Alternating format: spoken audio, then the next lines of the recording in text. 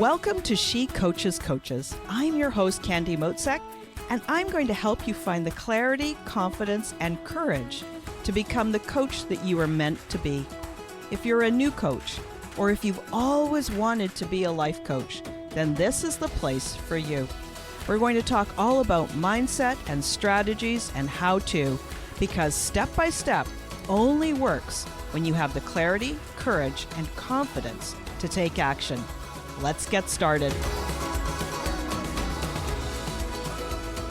Hey, Coach, and welcome to this week's episode of She Coaches Coaches.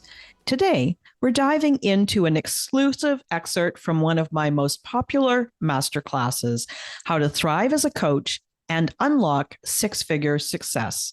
This is a two-part series where you can listen in as we talk about what it takes to create a six-figure coaching business. And guess what? It's not as complicated as you think. For part one, the foundations of six-figure coaching, in that episode, we're laying down the very foundations that are going to help you build and grow your coaching business into a six-figure success. We cover everything from defining what exactly is a six-figure coach and the essential strategies and systems you need to put into place.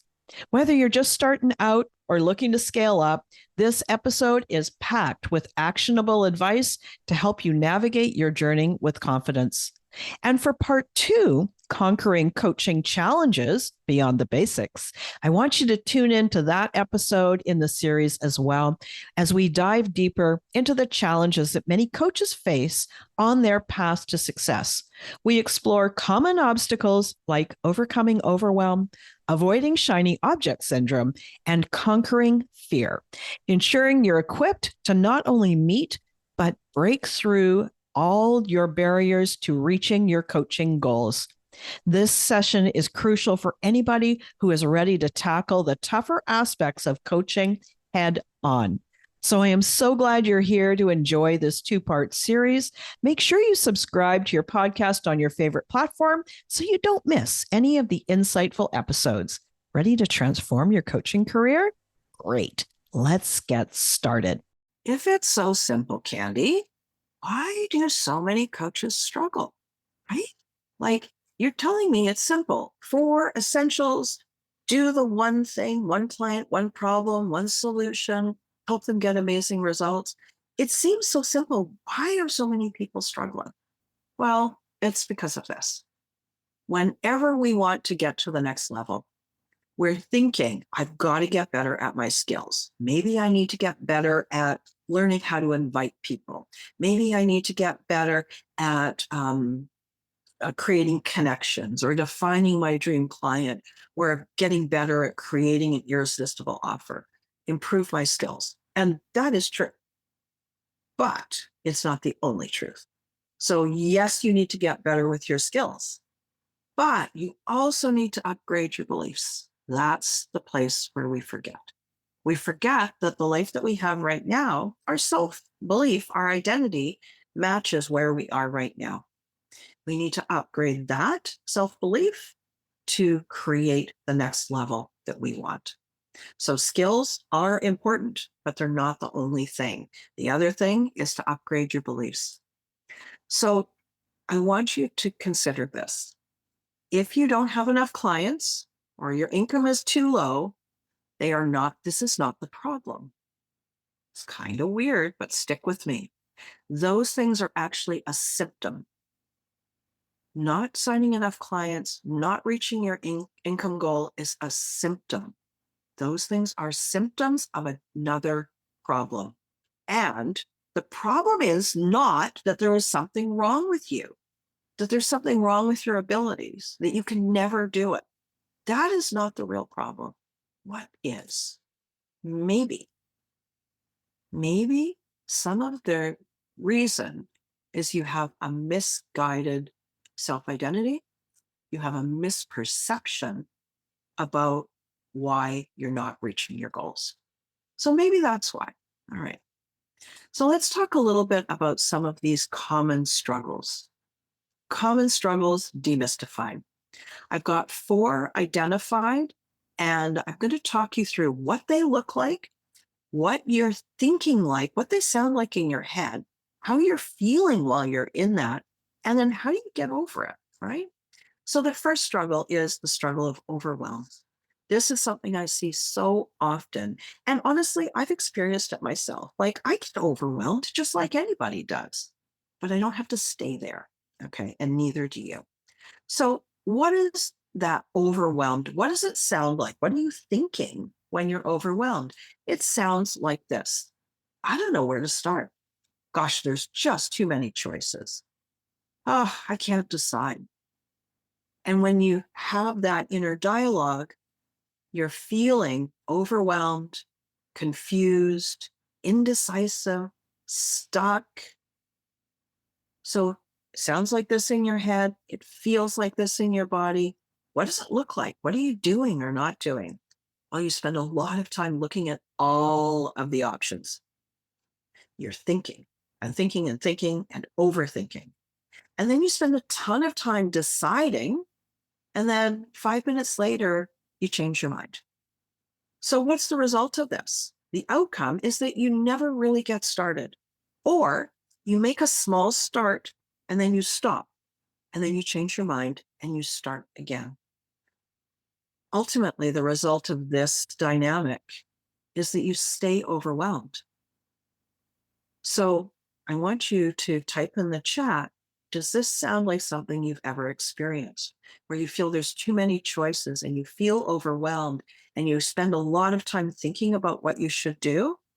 And then you find that you're just not feeling any less overwhelmed. I know I sure have experienced this. So if this sounds like something you resonate with, just give me a yes in the chat. I'd love to hear you. Yes. Karen, of course. Yes. I know, right? Makoni, yes. Marisa, yes. But I also start blaming my husband for creating some of these problems for me.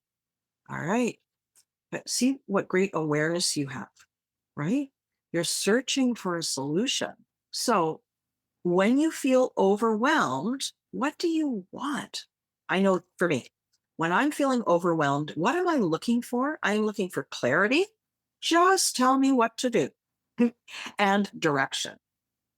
I want to have clarity. I want to have direction. So when I feel overwhelmed, this is actually what I want. So for you, if you ever feel overwhelmed, ask yourself, if I feel overwhelmed, what do I want? I want clarity. I want direction, right? Notice that for yourself. Being there, taught, what does it say? Done that, bought the t-shirt. Oh yeah, okay, good. Thanks, Karen. All right. So instead of overwhelm, know this, that reaching any goal, any next level, the next time you sign some clients is a series of decisions. So the first thing, throw out this idea that it's going to happen overnight. Focus only on the next step before you. Sometimes that overwhelm is because we've opened the funnel so wide as to what we're considering. Introduce constraint. So it might look like this. Instead of 5 social media platforms, focus on one, only one. Reduce the number of inputs. So what does that mean? Instead of looking at all the different things that you could be doing, decide where your focus is now. Those essentials that I told you about, do them in order. If you're not sure where to start with dream clients. Start with identifying who you want to work with. When you feel you got that solid, go to the next. Instead of saying, I have to do all these essentials, focus on the one that applies to you right now. And then finally, use a timer. And what do I mean by that? If you're in a position where you have a decision to make and you're just kind of not sure what, give yourself 24 hours. You know what? In 24 hours, I will have chosen my niche. I don't have to have my niche for forever and ever, but I'm going to choose that that's going to be my niche for 3 months. I'm going to go all in. I'm not going to reconsider. So those are ways that you can manage overwhelm. So the second one, distraction, also known as shiny object syndrome. Now, if you have been alive for the last 20 years, you have experienced shiny object syndrome. Here's what it looks like. It sounds like this. Ooh, that looks like fun. Or that's going to make it so easy. Or squirrel, shiny object syndrome. And how does it feel when you're distracted in that way? At first, it feels exciting. It's like, oh, this is it, a little bit of relief. But eventually, you feel kind of discouraged because maybe it's not as easy as you thought it was going to be. What is life like when you're in shiny object syndrome? You sign up for lots of things. You sign up for free challenges and freebies, and you consume a little bit of them. If it's one of those 5-day challenges, maybe you go all in for 2 days. Then you start to lose steam after a couple of days. You're always looking for the easy button. You've got a new approach every week. I'm going to do a membership. No, I'm going to do group coaching. I'm going to be a health coach. No, I'm going to be a productivity coach. We're just jumping around. So what this looks like as an outcome is it looks like if you are living in your home and you want to go to the grocery store, and you know that the fastest path to the grocery store is that straight line, 2 kilometers down the road, turn left into the parking lot. But shiny object syndrome says you drive, and at every driveway you turn, and there's something interesting happening there. So you drive in that driveway, kind of have a look around, then you have to back out again, get back on that road, but then you're distracted at the next turn and the next and the next. So that trip from home to the grocery store takes a very, very, very long time with all those detours. It's not just the detour in, it's also the backing out as well. So when you are experiencing distraction, shiny object syndrome, what do you want? Essentially, you want certainty. You want to know you're on the right path. And you're not really after that immediate pleasure. What you really want is satisfaction. So I would assert shiny object syndrome really wants certainty and satisfaction. That's your sign. That's what I'm really searching for. So how do you get that? So instead of distraction, unsubscribe from all the extra emails that you receive. Limit your time on social media. And instead of looking for that magic easy button, realize that the magic easy button is actually hiding in plain sight. Choose the proven path, the direct route instead of the detours. Design your business to align with your values, your skills. Take that one approach that I described earlier, one dream client, one problem, one solution. That is actually the magic easy button. We just don't think that it is. So I'm just looking at my time here, and I want to make sure that I get a chance to deal with the final one, which is fear. But the next one on here is perfectionism. I'm going to scroll through these couple of slides. So if you're interested in it, you can always go and look at the replay and learn a little bit more about it and how to approach it. Okay. And as you can see, I'm going relatively slowly. Perfectionism is something that so many of us struggle with, for sure. When I'm thinking perfection, what I'm really wanting is reassurance and acceptance. And how do I get over perfection? Well, this slide gives you some approaches. The first bullet point is the one that I want you to focus on. Remember that perfection does not exist, but mastery does, and it grows with practice. So the only way that you get over perfectionism is by practicing imperfectly. As uncomfortable as that is the way through. So now the final struggle that stops you. Yes, you're building the skills. These are the belief struggles that get in the way is we let fear drive the bus. So what does fear sound like? I know I should, but I don't think I'm ready for that yet. There's something wrong with me. Or I don't know what they're going to say. They're going to judge me. Obviously, fear feels like all the different forms of worried and anxious and hesitant. And often when you let fear drive, now notice it's not experience fear. It's letting fear drive. We're all going to experience fear. That's part of being alive. But we don't have to let it control us. When we let fear drive, we get busy doing the unimportant stuff, or we hide, or we think we're the only ones who get scared. We don't realize that we're not alone there. And what's the outcome?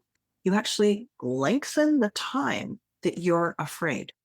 So you don't make the progress you could make because you're allowing fear to drive instead of your courage to drive. You give up, and all of that just prolongs the fear.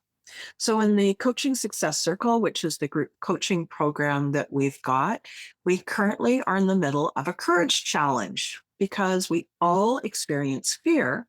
And so we're doing 14 small days of courage, one small action of courage every single day to build our courage muscle so that we are so much better at not letting fear drive. And I'm really excited to see the progress that everybody's having in there. So when I'm experiencing fear or I'm letting fear drive, what do I actually want? I want to feel confident and I want to feel safe. So that's what fear is. That's what fear wants. When I experience fear, I really would rather feel confident. But how do I do that? So at first, I remind myself that fear is normal and everyone experiences it. And I also remind myself that I can feel fear, but I don't have to let it drive the bus. Remember that the way to feel more confident is through. You need to take action to eliminate fear. It's going to shorten that time that you spend afraid. And having a supportive community is also super helpful. When you're a part of a community that really sees that you're an amazing person, they cheer you on, it really helps you to feel a little bit more willing to take that confident leap. Thanks again for listening today. Please hop on over to Apple Podcasts and leave a review. Also, I would love to hear from you. Did something that I say resonate? What else would you like to learn about? Click the link in the player and leave a comment on the post. This is going to give me great ideas for future episodes so I can help you best. Join me again next week for more coaching, support, and teaching to help you become the confident coach you are meant to be.